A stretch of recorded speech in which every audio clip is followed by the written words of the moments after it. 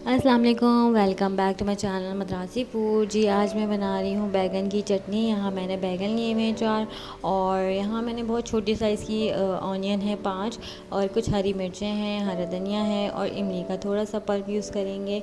और यहाँ मैंने half teaspoon red chilli powder use किया है, यहाँ हाफ़ टी स्पून नमक यूज़ कर रही हूँ मैं।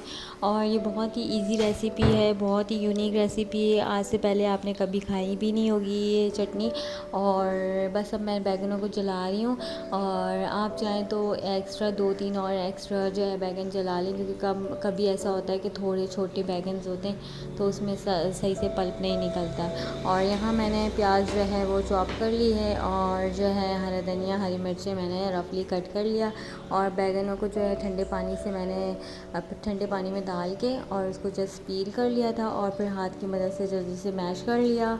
और बस जल्दी से फिर जो है नमक और लाल मिर्ची पाउडर ऐड कर लिया और बस हाथ की मदद से जो है मिक्स करना है।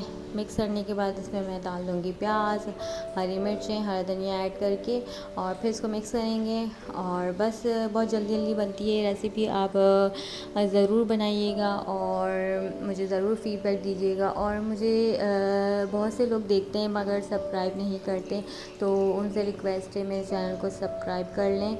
और बस अब यहाँ मैं जो इमली का पल्प डालूँगी और मुझे रखिएगा दुआओं में याद और अल्लाह हाफ़िज़।